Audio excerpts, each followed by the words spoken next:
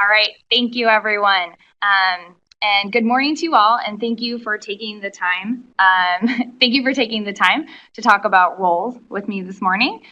My name is Brigid Johnson. I'm a product manager on the AWS Identity team, so anything and everything to do with identity and access management. So like the title says, we are talking about IAM roles, not dinner rolls, not Tootsie Rolls, IAM roles. So let's get started. The first question you may be asking yourself are, what are IAM roles?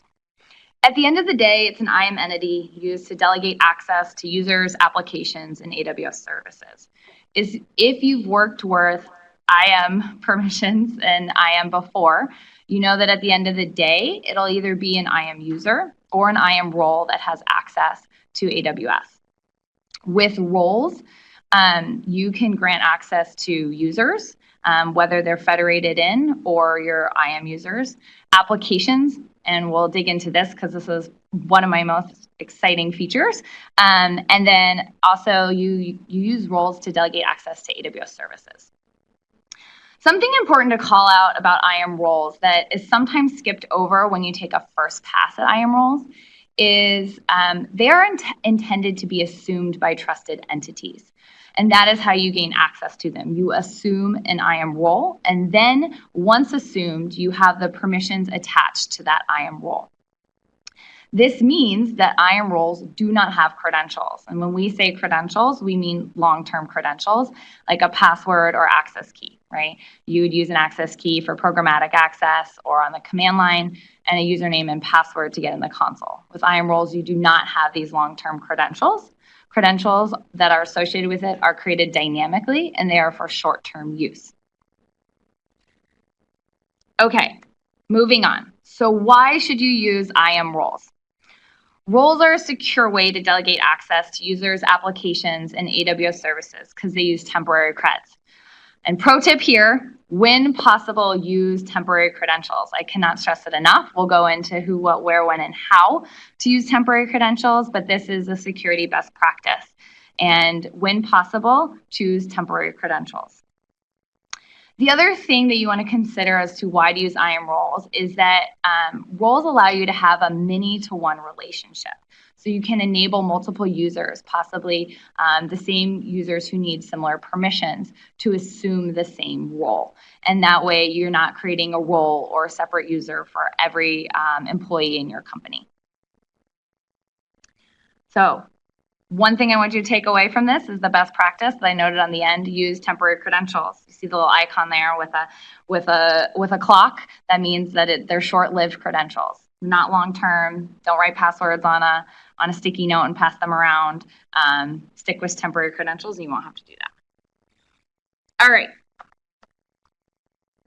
So in IAM, we use roles for a variety of use cases to support your needs with granting access.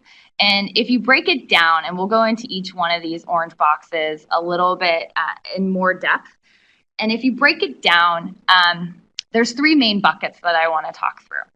So you would use an IAM role to first grant access to AWS services.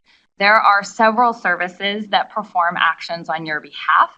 This is to make it easy for you to manage your AWS resources. And in order to manage those resources on your behalf, they need permission to do so, right? They don't just get to make calls without permission. And the way that you grant AWS services permission to do so is that you give them a role. And the AWS service assumes this role, and then they make calls on your behalf. And they are logged in CloudTrail. The second is to federate identities into AWS. And so if you have an existing identity provider, then you can use federation with AWS, and at the end of the day, those users are assuming a role in AWS to perform actions. And then finally, you can use roles to enable cross-account access. We realize that many customers have more than one account, sometimes 5 accounts, sometimes hundreds of accounts, and we want to make it easy for people to go across account and get cross-account access, either with users or their applications. And so you can use roles to do that, where you would assume a role in another account if you have permissions to do so. All right, let's dig deeper into each of these three areas. Grant access to AWS services. So there are 3 ways to grant access to AWS services, and I'm going to go through each one. And this was my favorite feature that I was talking about. First up is roles for EC2. So if you have an EC2 instance and that instance requires access to make an API call within AWS, put a role on it. And when you launch an instance, there's actually a field where you can supply that role to the instance. And by giving your EC2 instance an IAM role, you enable applications running on EC2 to make API calls. The cool part about this is that we manage your security credentials for you. We rotate them for you. You don't have to worry about it. You do not have to put access keys on your instance, and it just uses the role. And it rotates them for you automatically and periodically throughout the day. Over the last year, we've made it possible to attach and detach an IAM role. So if you had an existing instance that was longstanding with AWS, thank you very much for being a longtime customer. You can now go and add a role to that existing instance. Or if you've previously put on a role and maybe you want to change it, maybe you're grouping things together a little bit differently, you can now go and replace that on an instance. One thing to call out here is that if you, let's say you have an application running on EC2 and it's using S3, then that role will have S3 permissions. Now, let's say your application, you decided that you want to put some items into Glacier, and so now you need to add Glacier permissions. If you have a role attached to your EC2 instance, you do not have to log on to that instance to update permissions. You can actually go to IAM and update the permissions, and all of a sudden you will be able to your application will be able to work with Glacier. So if there's one thing you take away from today, if there's one thing you take away from this slide, go look at your EC2 instances, and if they require access to make AWS API calls, they should have a role attached to them. So that is the best practice here on this slide, and that is the one I want you to walk away with today. Okay, moving on. Service roles. So when you talk about IAM roles, we have a specific type of role, and it's a service role. And the reason that it's a service role is that it trusts the AWS service. So for example, it may trust EC2, it may trust config, AWS config. And you can use a role to grant AWS services access to perform actions on your behalf. With service roles, you control the permissions that services can run. So with EC2, this makes sense. You would actually control the permissions that your application needs. Same thing with Lambda, but most of them come with recommendations, like config comes with recommendations, OpsWorks, directory services, of what they require to manage resources on your behalf, but you do control the permissions. And like with any role, you will be able to track the actions that AWS services perform on your behalf. So you will see that possibly AWS config may be called an IAM action on your behalf, and you will see that show up in CloudTrail with that role as the identity. All right, and something new that I want to cover today is something we launched earlier this year, and it's called service-linked roles. So with service roles, you control the permissions and you create them, and you also can delete them. And sometimes this causes problems, and so we've put a couple checks and balances in place as we launch service-linked roles.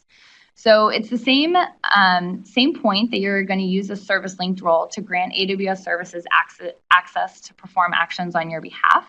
However, they are predefined permissions with the linked service. And that means that you cannot change the permission unless the service kind of gives you the heads up to do so. And you cannot delete this role unless there are no linked resources to that role. And so this prevents you from inadvertently deleting the role and then possibly impacting the service that requires that role to have access to perform actions on your behalf. And with service-linked roles, once again, they are tracked through AWS or through CloudTrail, and you will see that.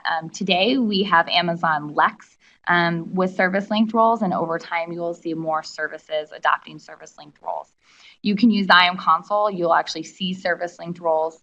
You can create service-linked roles through the IAM console as well. All right, so that's the breakdown of how to grant access to AWS services. There's a lot of documentation on it, so if you want to learn more, you can go and visit the IAM documentation on AWS service roles. Moving on, Federate Identities into AWS. If your organization has its own identity system, you would create an identity provider, establish trust between your AWS account and the IDP, and then you would use roles to actually grant permissions to your user. So 2 ways that we support this is with the SAML IDP. And with SAML, you can use any SAML IDP and enable your users to log into the AWS Management Console. You can allow them to call AWS APIs without having to create users for everyone in your organization and single sign-on to AWS accounts. We found that many customers use SAML, and we actually encourage SAML or Federation in general to access AWS services and AWS accounts as your organization grows and you would need your own identity system. So keep that in mind as you look at where you're going to store your identities and how you're going to grant them access to AWS. We also have OpenID Connect, and this enables your application users to sign in using an identity provider such as, and we support login with Amazon, Facebook, Google, or anything else that's compatible with OpenID Connect. And once again, this is a way to delegate access to your AWS account. Federation has a lot of ins and outs, and we work to provide you materials for learning that. So there are several blog posts, reInvent talks, and documentation and tutorials that if you're interested in learning more about Federation, I strongly suggest that you dive into that and take a stab at it. So yeah, okay. Let's move on. Enable cross-account access. So at the end of the day, you'll have one account or you might have multiple accounts, and you may have IAM users. And this is actually the demo that we're going to go through today. First is best practice. Once again, assume role. So you can configure the command line or configure your application or script to assume role. And if we go back to the beginning, assume role creates the credentials dynamically and on the fly, and they're temporary. So it's actually best practice even if you have IAM users. You would have an IAM user and their only permission would be to assume a role, right? And so they would be exchanging the long-term credentials of an IAM user with short-term credentials using the assume role call. And we'll show this on the command line today. So that's a best practice. We do not want your creds in your scripts. We don't want people having creds that have a lot of access on their computers. So as you think about your IAM configuration, think about, okay, I do have IAM users, or maybe you're federating, but at the end of the day, you still want to use roles. So you focus on those temporary credentials. And then also for your programmatic access in your applications or scripts, just call assume role, and it will work with temporary credentials. Additionally, you can use roles. We have this feature in the console. It's a switch role feature, and it allows you to specify 5 roles that you want to switch between accounts.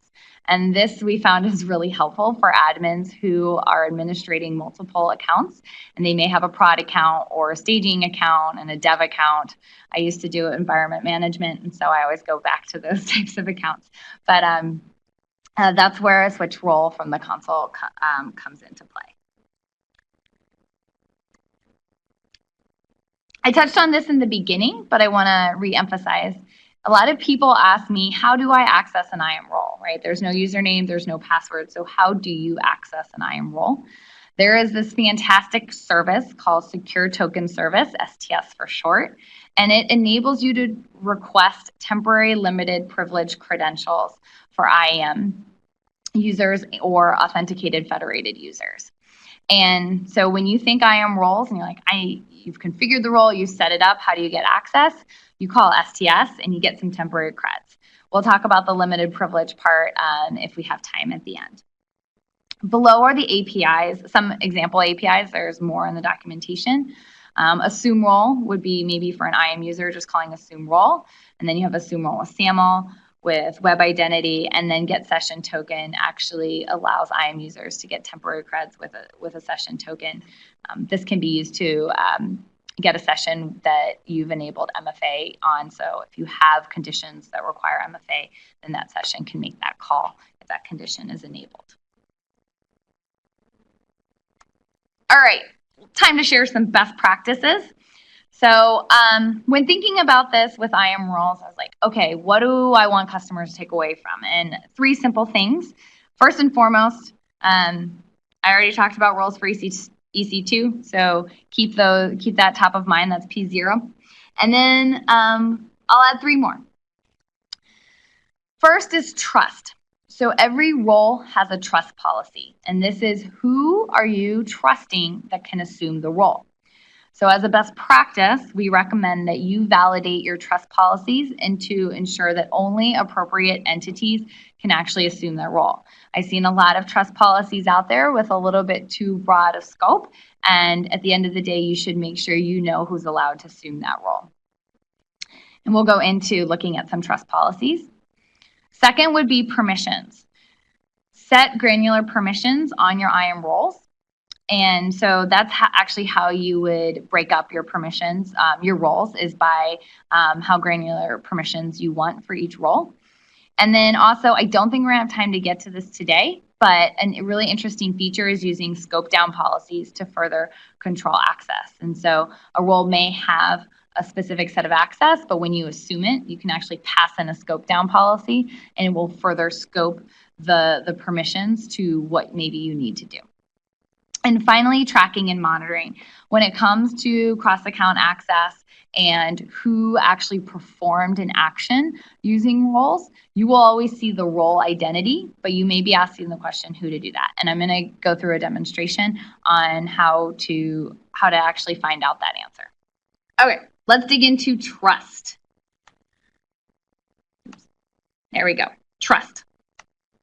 Okay, so I'm going to go through 3 trust policies. One for each types of access that you may give. First would be a trust policy for AWS service. And so when you are validating your trust policies, the most important part to look at, because the rest of it is usually the same, is the principal. And in this case, you can see that the principal is EC2, the EC2 service, EC2 Amazon AWS.com. And so this means that you don't have to know EC2's account number. You don't have to know anything about EC2. You are just trusting that EC2 can assume this role and perform actions on your behalf. And for roles with EC2, it would be actions that your application is running. Moving on. Trust policy for an identity provider. You can see here, if we jump straight to the principal, you have the federated ARN. So this would be the ARN, the resource you created, which would be a SAML provider. And in this example, it's ADFS.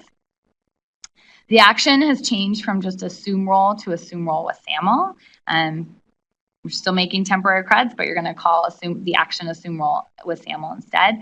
And then there's a condition here that the SAML odd is equal to the sign-in URL. Next up, we have a trust policy for another account. And this is actually where I see a common pitfall. A lot of people will trust that everyone from a certain account can assume the role. And a best practice would be to make sure you're listing the specific users who can actually assume the role. So if you see root here instead of user/Brigid, that means that everyone can assume the role in the account. And the best practice would be to actually spell out the entities that you are allowed to assume the role. So keep that in mind. If you have some roles, I would go poke around in the trust policies and see who you've trusted to assume that role and make sure that it is accurate and scoped to the person or entity that you trust. It's all about trust. All right. So before we go into our demo, I want to explain to you some setup that I've done. So we're going to demo using assume role using the CLI. And in account A, we have Brigid, that's me. I'm a trusted entity. And I have a password for the console. Honestly, I wouldn't be able to do much because the only permission that I have would be to assume a role. I could set up switch role though. And then I have an access key and secret key. The permissions that I have are to assume the role prod support read-only in account B. So Brigid exists in account A, and she will assume a role in account B. And then if you pop over to account B, which is the production account, the role is prod support read-only account B. Those names match. The trust is with Brigid from account A. That's me. Very trustworthy. And then permissions. I attach the AWS manage read-only policy here. Okay, so I want to show you the assume role policy for Brigid. So if I were to go into account A, I would see that Brigid only has this permission right now. So Brigid is allowed to call STS assume role, and then the role is prod support read-only account B. And I'm going to try to grab a file, but I've set up the CLI, and I've set up my credential file as well as my config file. I have my access key and secret key, so those are my long-term creds. But by calling this assume role prod support read only profile, I will be changing those out for temporary credentials. Okay, so I'm moving over to the demo slide.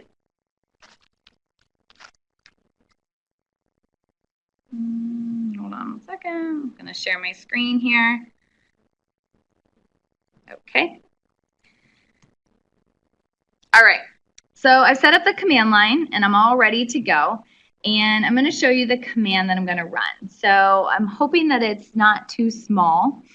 But we have AWS, I'm going to call AWS S3 API get object, and then I'm going to get this object from this bucket, and I should be able to read it because the prod, I'm using the profile prod support read only, and that has full read only access to AWS. And I'm going to grab this picture from a summer trip that I had last summer and see what happens. Here we go. I'm going to paste this in. Now, the cool part about the CLI is it is going to assume the role for you. It's going to create the session name for you for a role, which will show up in CloudTrail. And you don't have to do anything. All you have to do is pass in the profile with the ARN and make sure that all the permissions match. And you can see that I was able to get the file and get the image and download it. So that worked. So I was Brigid in account A, and I actually got a file from account B. All right, let's go on to permissions, right? So we've established the trust that Brigid was a trusted entity in account B. So now I want to go back to the slide deck and look at the permissions. Kind of speeding up here a little bit since we have limited time. All right, so going on to permissions. It is important that you scope your permissions, and I want to call out the many-to-one relationship. So IAM roles are intended that multiple users assume the role. So the best practice would be to logically separate your roles based on types of access that's required.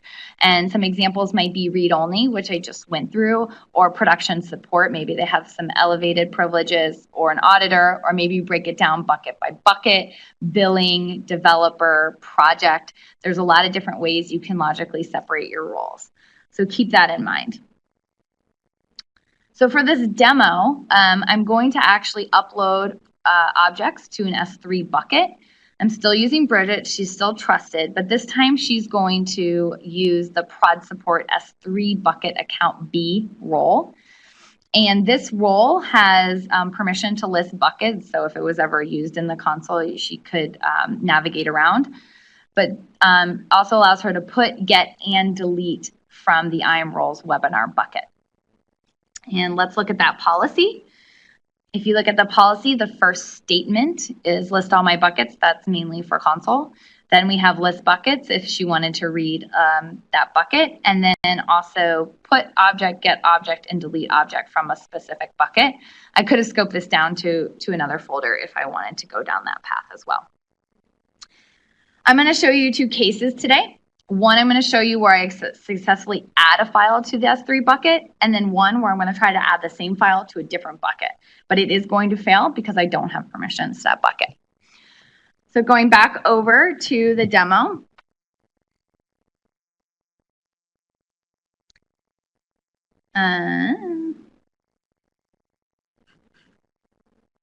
Okay, I see it here. All right, and if you look at this command, I'm going to put object, which is right here, and then I'm going to use this test file, and I'm going to do it to this product, the webinar bucket. I'm going to try to use the read-only because that's what I used last time and see if it works. And I hope you're all thinking to yourself, read-only, that won't work. And you see that the access was denied, which is actually what we were expecting. And that's because I used the wrong role, and I assumed the wrong role that did not have put object permissions. So now I'm actually going to try the correct role, which is prod support S3 bucket. And this is the one that has the permissions we just walked through on the slides. So I will paste this here, and you can see S3 put object, and I'm using the prod support S3 bucket role. And this, I had updated my credentials file to create this profile for this one. And you can see that I was able to successfully put the object. Now, let's say I want to try to put the object in a separate bucket. I hope you're thinking to yourself the same thing. Well, I'm using the same role, so I have put object. But if you look, I'm actually calling it for bucket IAM Roles webinar cannot add objects. I made it very clear. So I hope you're thinking to yourself that this will not work. And I was denied access once again. So you can see how, one, I separated the roles that I was allowed to assume based on read-only versus having S3 bucket access. And then I also scoped that access down to the buckets that I needed. And I was denied access when I accidentally, let's just say, call it a typo to a different bucket. And going back to the slide deck, I want to cover one last best practice. And this is tracking and monitoring. So when it comes to roles, I've called this out many times, it's a many-to-one relationship. So let's assume you have a product support team or production support team, and you have Bob, Alice, Casey, Dory, and let's just say I'm in there as well. And they all assume a role. So they're assuming the prod support S3 bucket account B role, and they put objects A, B, and C into that bucket. You're probably going to ask yourself, who did this, right? Because at the end of the day, when you see the put object call, you will only see that it's the prod support role. So 3 steps to do this. First, you locate the put object call using the object name. So I added the test file into a bucket. You might say, who's that crazy person who put a test file in the production account? I want to find out who it is. And you would find that entry in CloudTrail. Then you would find the assume role call in the account B, the production account, using the access key that was located in step 1. So when you assume a role, you actually get an access key, and that access key is used for other calls that that person makes during that session. When you find that assume role call, there will be an entity, a shared event ID. And that's where you want to go to your originating account where Brigid lives and figure out, okay, I'm going to use the shared event ID, and you actually see the user. So I've pulled my CloudTrail logs from the demos that I just did when I practiced before. I had to trim them down a little bit so it's not word for word, but you can see that there is the event name put object, and you can see somebody put a test file in there, and they probably shouldn't have done that. And then you can see before that, it was used the access key. And whenever I try to identify access keys, I always remember the last 3 letters. So UKQ is the access key. So we would copy this, and we would search for the assume roll call, which would be step 2.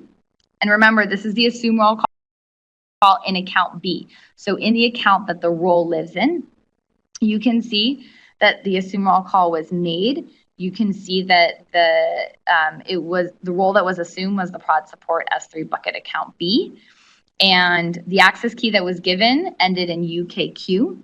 Then you want to grab the shared ID, which is at the bottom. And so you would copy that and you would go to your other accounts and try to find that shared event ID.